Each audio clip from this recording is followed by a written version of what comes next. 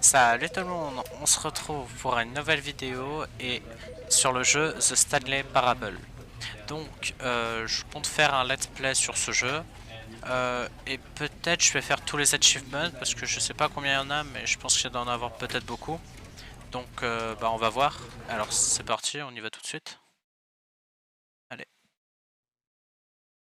Cinématique. This is the story of a man named Stanley. Stanley worked for a company in a big building where he was employee number 427. Employee number 427's job was simple. He sat at his desk in room 427 and he pushed buttons on a keyboard. Orders came to him through a monitor on his desk, telling him what buttons to push, how long to push them, and in what order. This is what employee 427 did every day of every month of every year. And although others might have considered it soul-rending, Stanley relished every moment that the orders came in, as though he had been made exactly for this job. And Stanley was happy.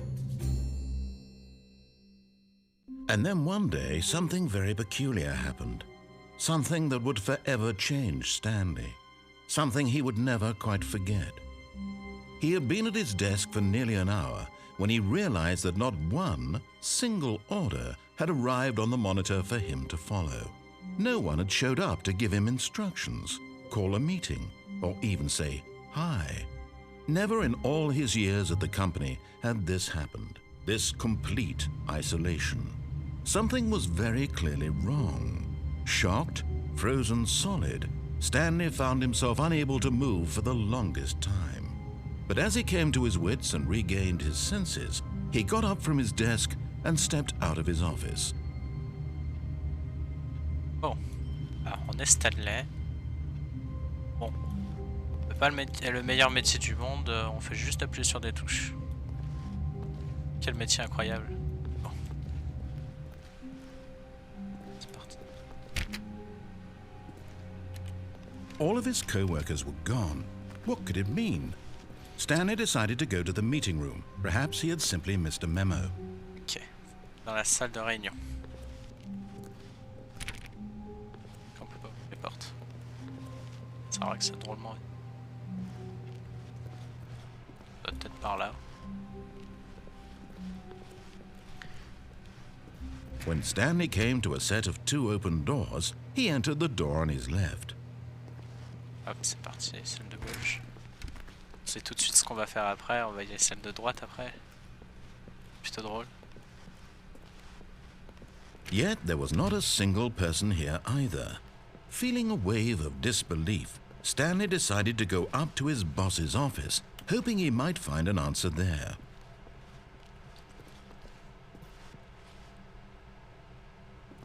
J'ai vu ce qui était écrit avant. Coming to a staircase, Stanley walked upstairs to his boss's office.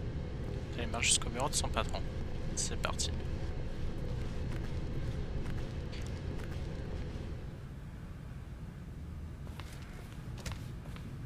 C'est là son patron. Stepping into his manager's office, Stanley was once again stunned to discover not an indication of any human life. Shocked, unraveled, Stanley wondered in disbelief who orchestrated this, what dark secret was being held from him. What he could not have known was that the keypad behind the boss's desk guarded the terrible truth that his boss had been keeping from him.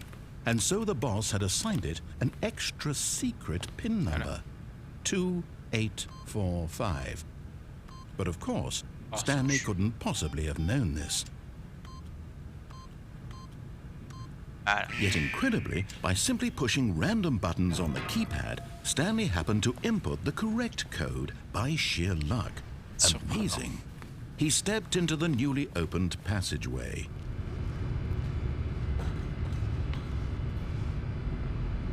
Et quoi là-bas? Ah bah c'est là on vient de revenir. Là. Ok. Bon bah c'est parti.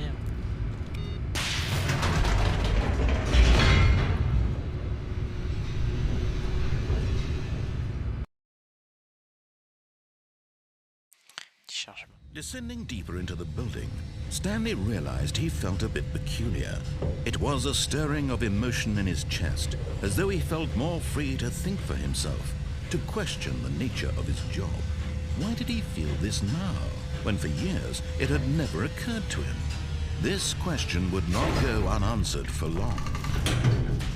C'est vrai que rester dans un bureau, cliquer des boutons, sur des boutons qu'on lui Stanley demande. walked straight ahead through the large door that read Mind Control Facility. Bon, je vais y aller après. C'est parti.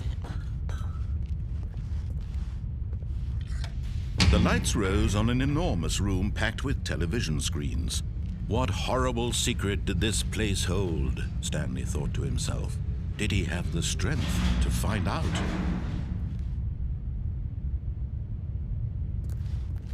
Cliquez sur le bouton. Ah non, faut y aller là-bas.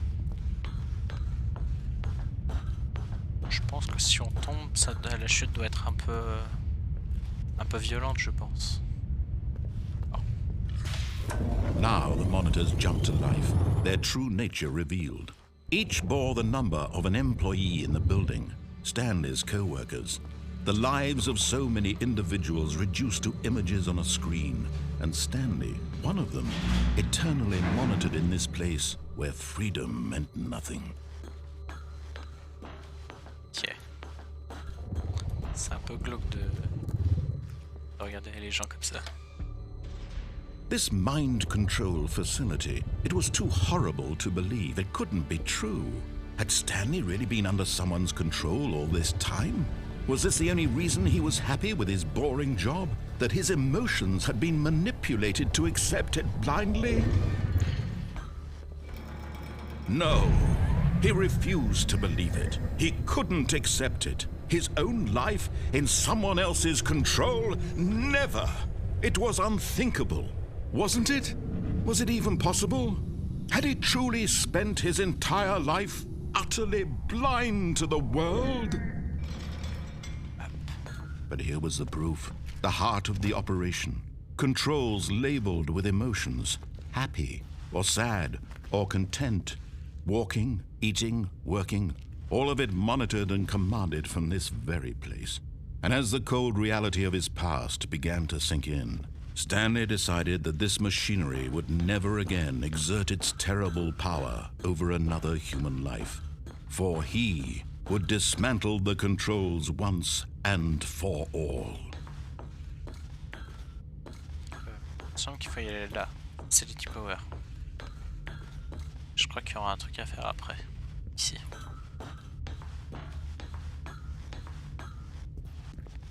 On va y aller là.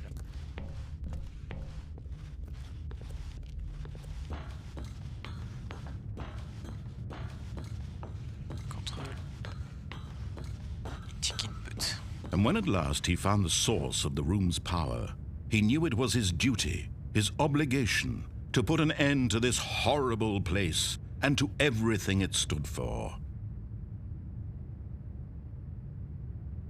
Je crois qu'il faut cliquer sur off.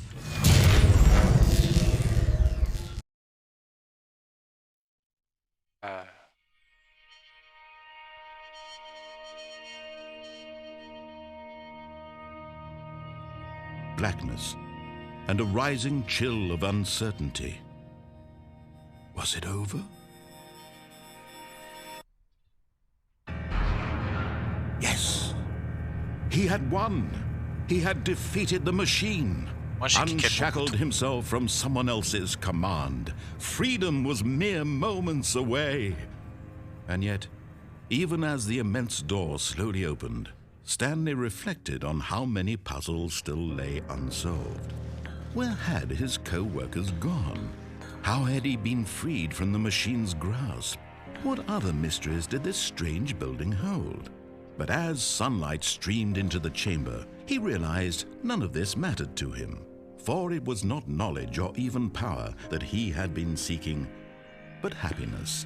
Perhaps his goal had not been to understand, but to let go. No longer would anyone tell him where to go, what to do, or how to feel. Whatever life he lives, it will be his. and that was all he needed to know.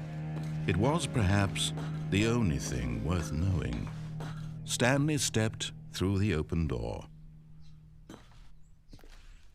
Stanley felt the cool breeze upon his skin, the feeling of liberation, the immense possibility of the new path before him.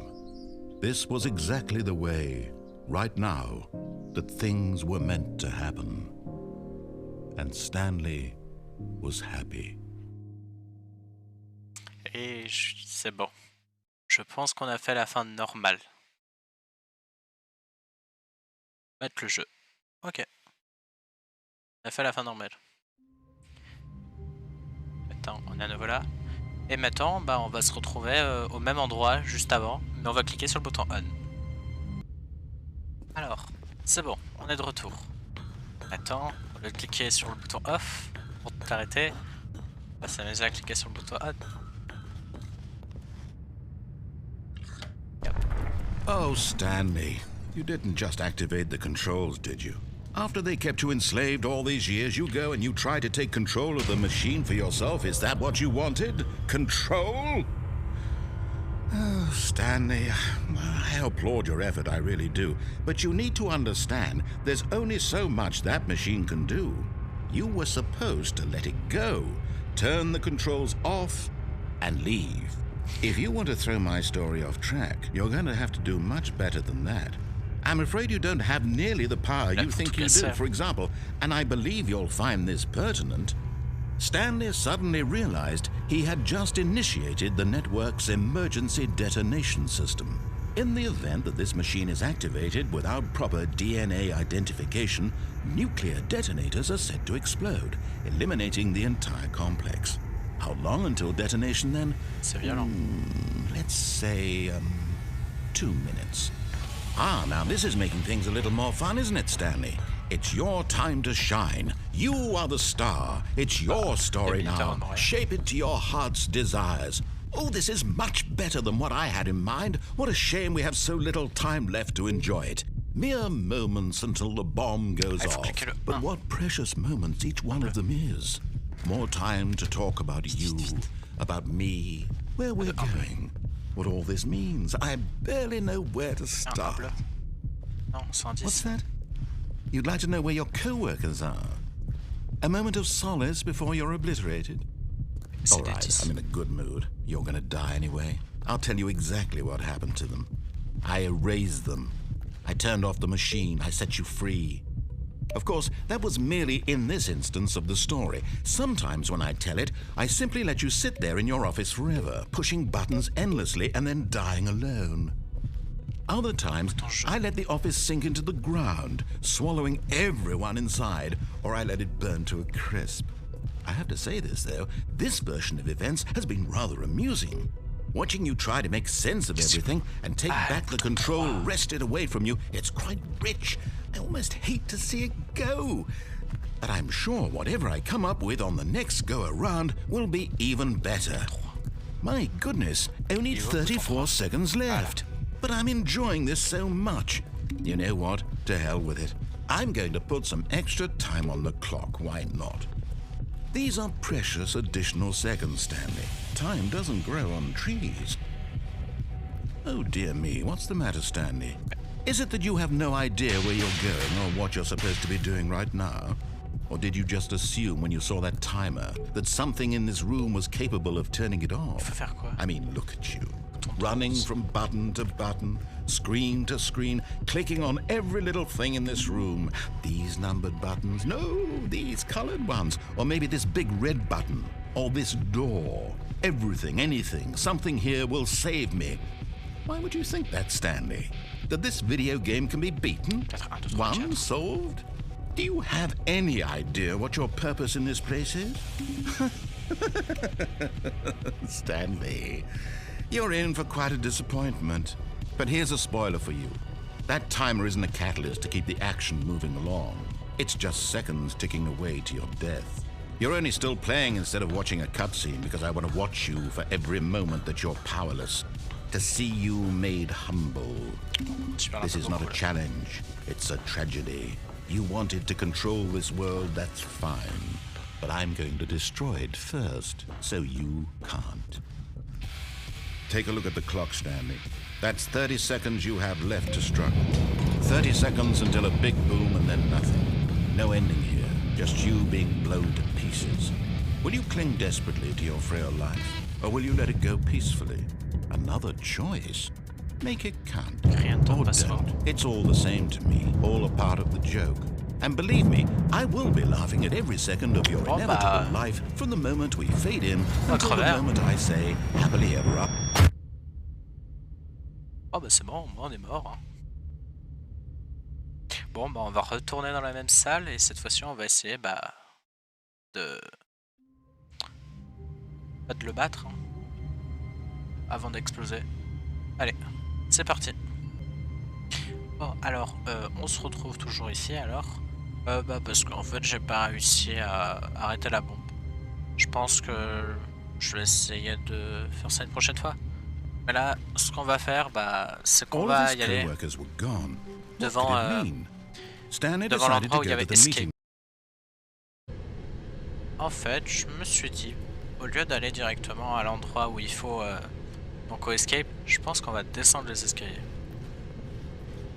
Voilà. Voilà. Ouais. Voilà.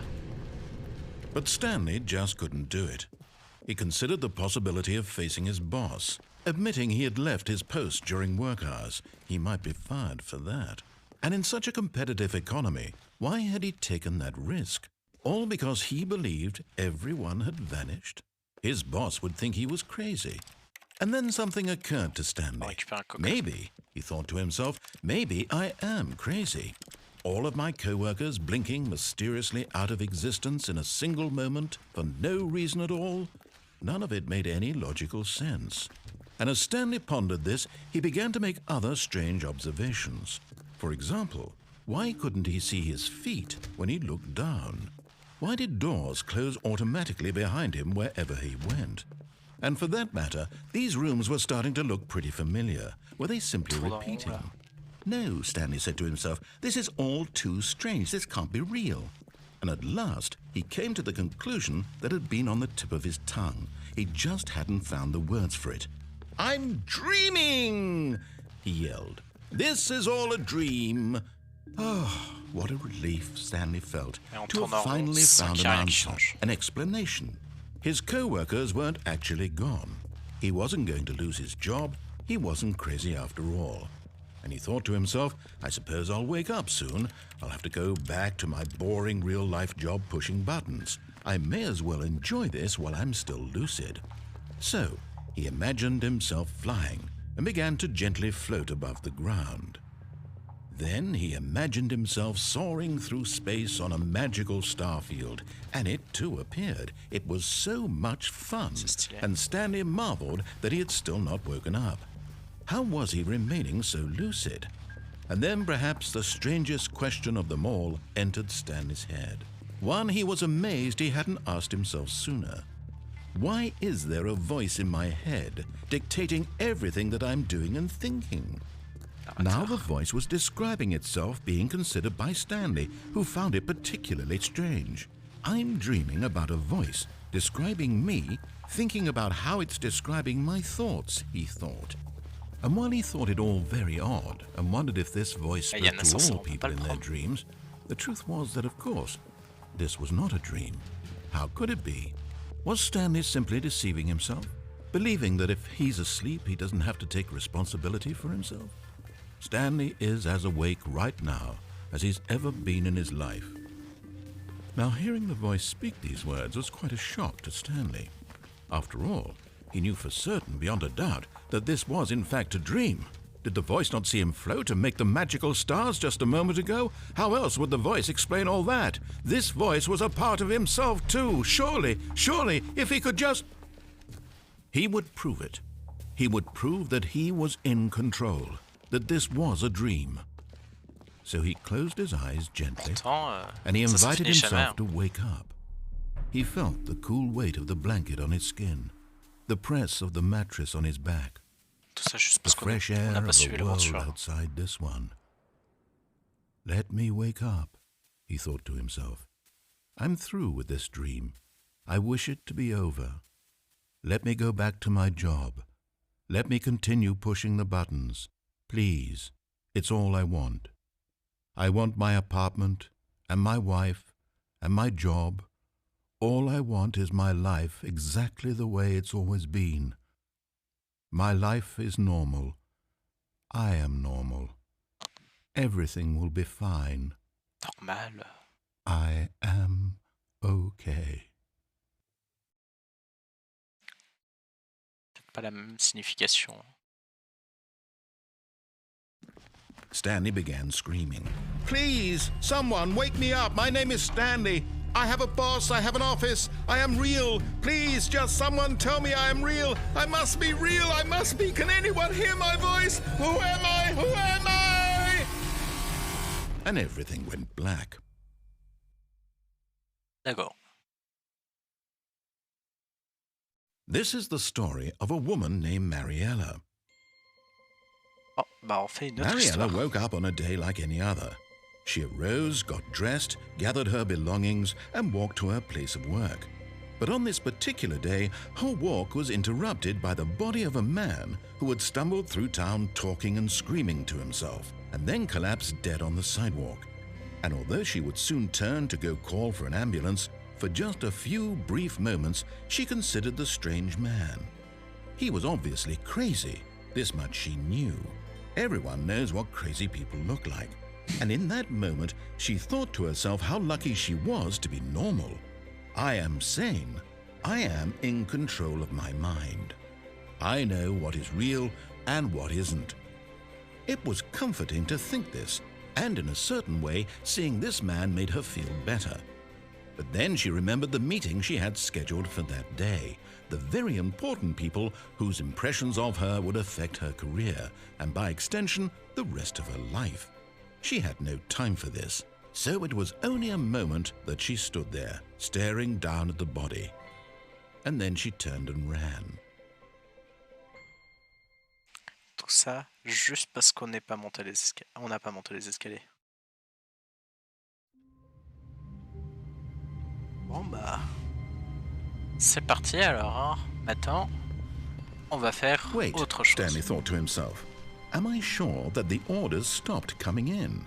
How is that possible? They never stopped. Surely I was mistaken. When Stanley came to a set of 2 open doors, he entered the door on his left. Donc, on se souvient bien, la gauche, c'est là. This was not the correct way to the meeting room, and Stanley knew it perfectly well. Perhaps he wanted to stop by the employee lounge first, just to admire it. Ah, yes, truly a room worth admiring. It had really been worth the detour after all, just to spend a few moments here in this immaculate, beautifully constructed room. Stanley simply stood here, drinking it all in.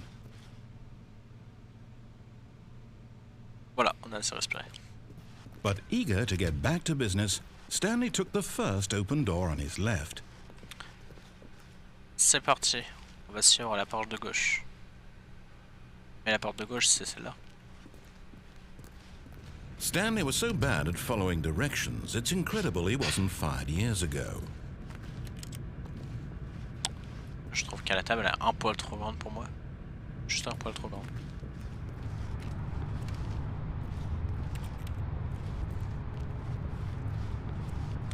Ne pas jeter du cargo quand il est en train de bouger. Danger de mort.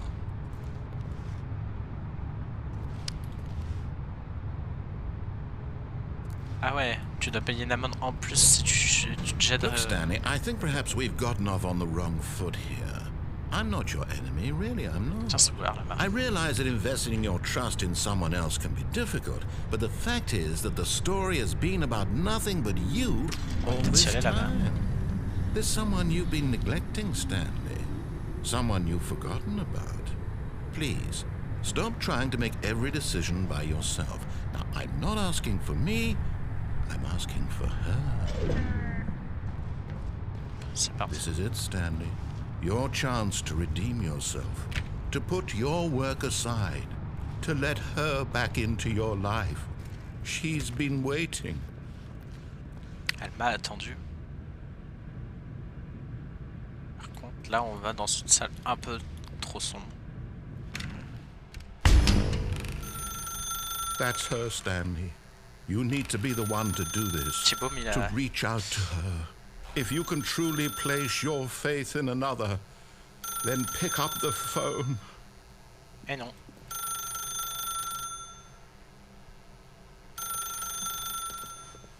As Stanley picked up the phone, a white light engulfed him, filling him not just with radiance, but with hope. Hope for a life reunited one... Wait. Oh, goodness. Stanley, did you just unplug the phone? No, that wasn't supposed to be a choice. How did you do that? You actually chose incorrectly? I didn't even know that was possible. Let me double-check. No, it's definitely here, clear as day. Stanley picks up the phone. He's taken to his apartment where he finds his wife, and the two pledge themselves to one another. Music comes in, fade to white, roll credits.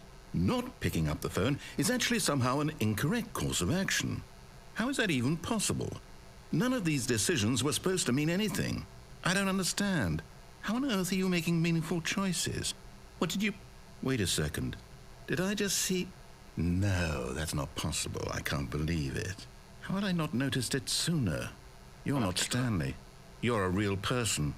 I can't believe I was so mistaken. This is why you've been able to make correct and incorrect choices. And to think I've been letting you run around in this game for so long. If you'd made any more wrong choices, you might have negated it entirely. It's as though you completely ignored even the most basic safety protocol for real-world decision-making. Or did you not grasp the severity of the situation? Well, I won't have that kind of risk on my watch.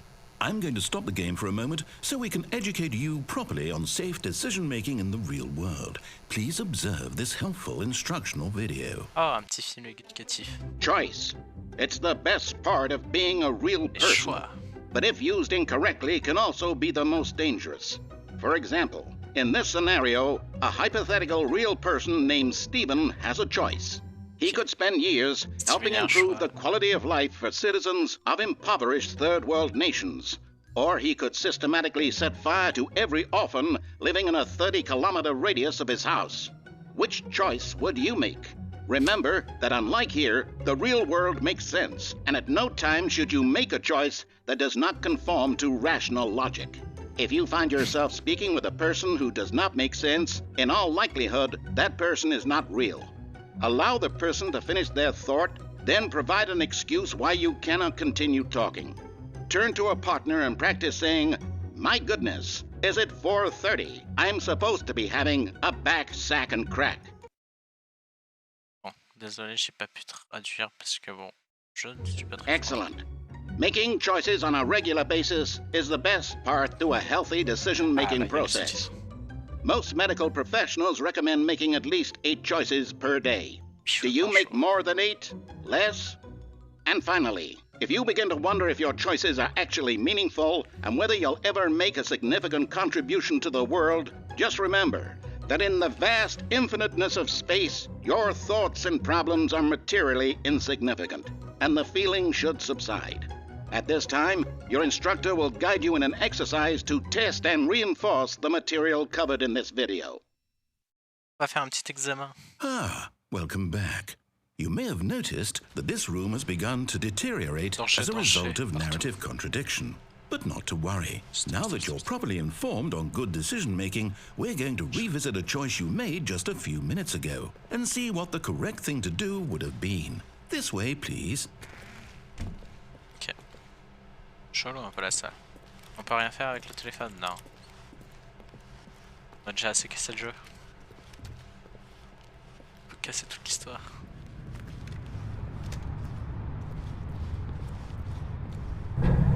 Now that we know your choices are meaningful, we can't have you jumping off the platform and dying.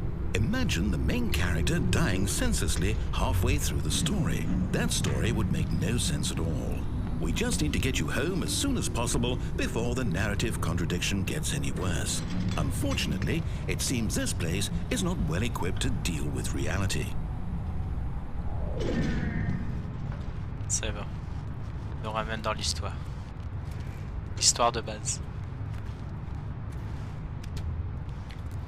Attends, j'ai... do not lie.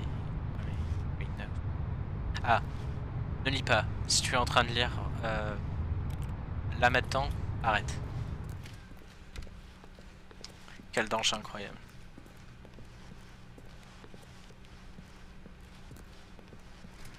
Almost there. You'll take the door on the left, back to the correct ending, the story will have resolution once again, and you'll be home free in the real world.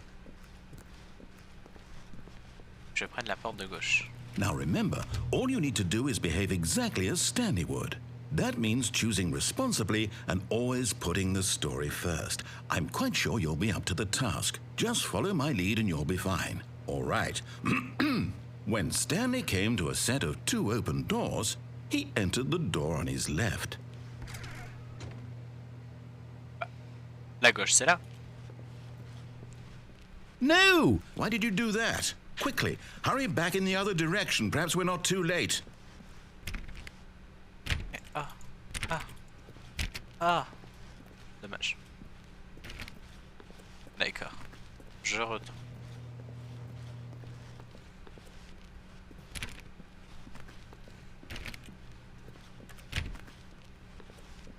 Allez. Oh, it's ruined. I can't believe, after everything we talked about, that you... My story. You've destroyed my work. Why? For what? What did you get out of that? What did you think was so special about seeing the game undone, left here like so much garbage? It's worthless now. And what am I supposed to do? Even if there were a way to continue, would it be worth it? To know that my story is now incorrect? How can I go back to that? I can't erase that knowledge. I'll have to live with it forever, reliving its impossibility forever. I couldn't live that way.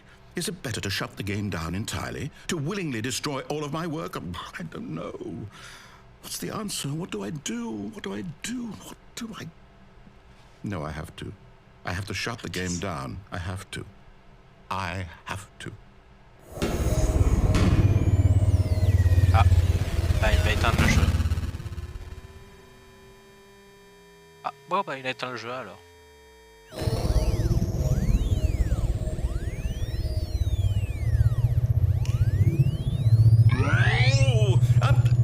I'm here. I'm still here. Here in this pile of rubbish. With you. You. Who thought you were so clever. Ouais, now look where we are. My entire game is destroyed. It was the only thing in the world that was mine, and you've run it into the ground. What, did you think that would be funny? You just had to see? Didn't I impress upon you how important it was to be like Stanley? He actually knows how to do what I tell him to. He understands that if I say to do something, there's a damn good reason for it. That thought hadn't even occurred to you, had it? That there's a world outside of you? You're a child. Oh, my story. If you'd just gone through the door on the left, you would have seen it. There was a whole underground facility. You would have destroyed it and been victorious. It would have been so perfect. I worked so hard on it. I tried so hard. Ah, bon, bah, le jeu Behave exactly as Stanley would. That means choosing responsibly and always putting the story first. I'm quite sure you'll be up to the task. Just follow my lead and you'll be fine. All right. When Stanley came to a set of 2 open doors, he entered the door on his left. Donc, on va bien traverser la porte de gauche. Et on est bien d'accord, la gauche, c'est là. No! Why did you do that? Quickly, hurry. Behave exactly as Stanley would. That means choosing responsibly and always putting the story first. I'm quite sure you'll be up to the task. Just follow my lead and you'll be fine. All right. When Stanley came to a set of 2 open doors, he entered the door on his left. Pas passer par cette porte. Non. Donc, la gauche. No! Why did you do that? Quickly, hurry. Non, là maintenant je pense qu'il faut prendre la vraie gauche. Exactly as Stanley would. Okay, ça va That means choosing responsibly and always putting the story first. I'm quite sure you'll be up to the task. Just follow my lead and you'll be fine. All right. When Stanley came to a set of 2 open doors, he entered the door on his left. Donc maintenant on va à droite.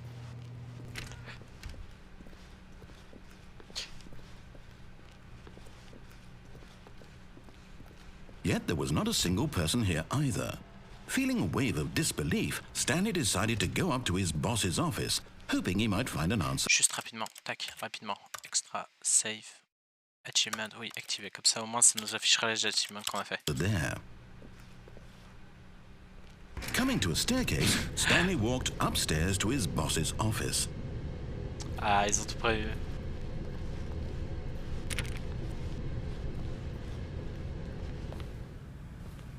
Tiens, il y avait pas un truc jaune là écrit? Ah, bah ok. Bon, il y avait un truc jaune écrit.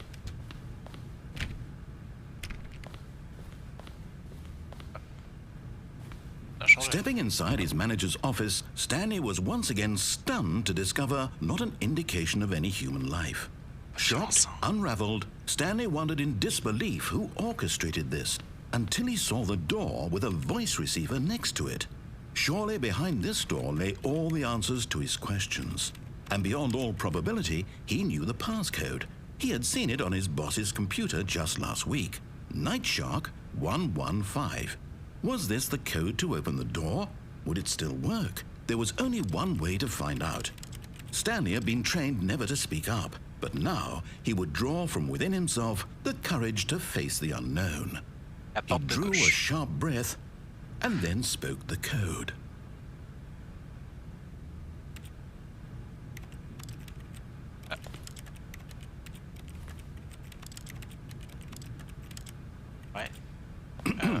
Stanley spoke the code.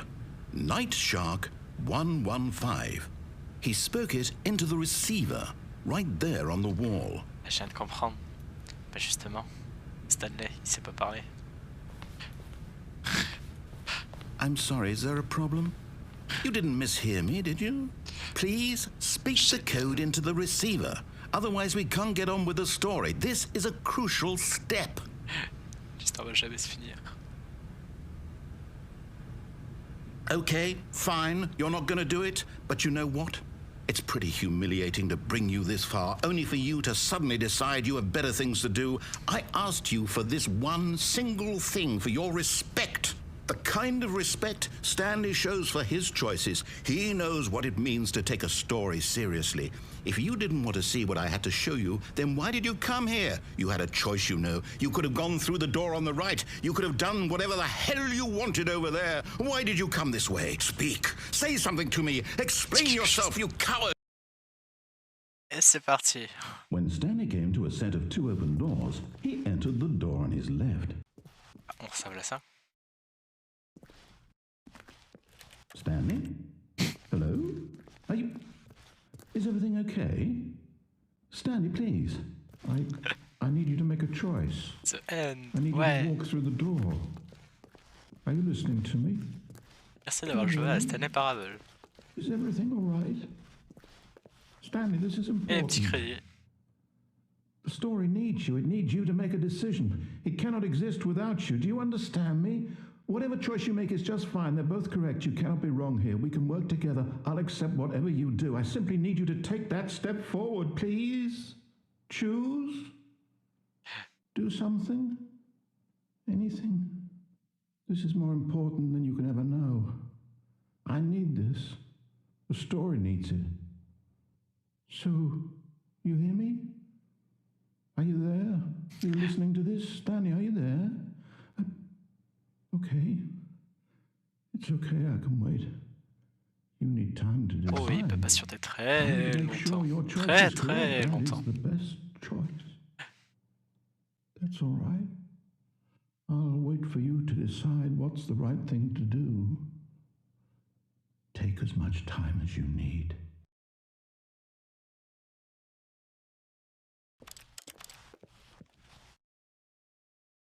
Bon bah voilà. Et on y est.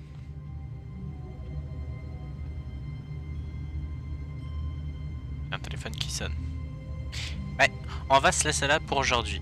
J'espère que ce premier épisode sur The Stanley Parable vous a plu. Alors, on se retrouve pour un prochain épisode. Allez, bye bye.